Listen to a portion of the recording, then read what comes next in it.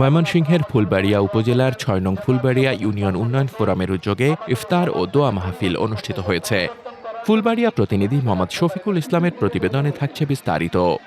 ১৪ March শুক্রবার বিকেলে আয়োজিত এ অনুষ্ঠানে সভাপতিত্ব করেন ফোরামের সভাপতি এবং ফুলবাড়িয়া সমিতি ঢাকা নির্বাহী সভাপতি ও বিএনপি নেতা অধ্যক্ষ মোহাম্মদ সিরাজুল ইসলাম। অনুষ্ঠানটি সঞ্চালনা করেন উপজেলা স্বেচ্ছাসেবক দলের সদস্য সচিব ও উন্নয়ন ফোরামের সাধারণ সম্পাদক কুদরতি কামাল উজ্জ্বল। ফোরামের এই উদ্যোগ ইউনিয়নের সর্বস্তরের মানুষের মাঝে ব্যাপক সাড়া ফেলেছে। দলমত নির্বিশেষে সকলের অংশগ্রহণে ইফতার মাহফিলটি এক মিলন মেলায় পরিণত হয়।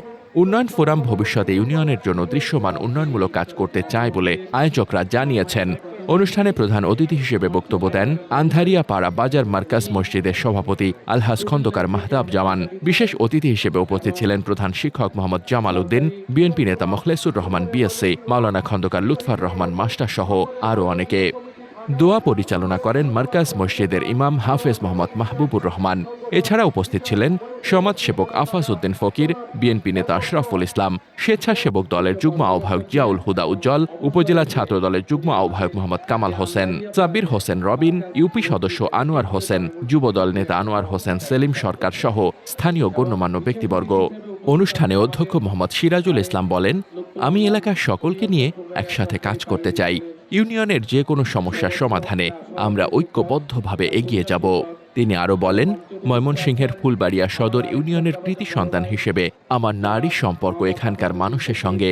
আমি ঢাকায় থাকলেও ফুলবাড়িয়ার প্রতি আমার হৃদয়ের টান কখনোই কমেনি। এখানকার মানুষের সেবা করা আমার দায়িত্ব, যাতে তাদের সুখ দুঃখের কথা উচ্চস্বরে তুলে ধরতে পারি।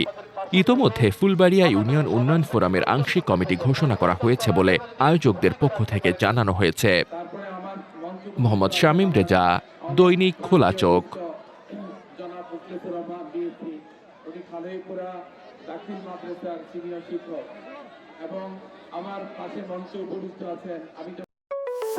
আপনার স্বপ্নের যাত্রা হোক ফ্লাই ইনফিনিটির সাথে।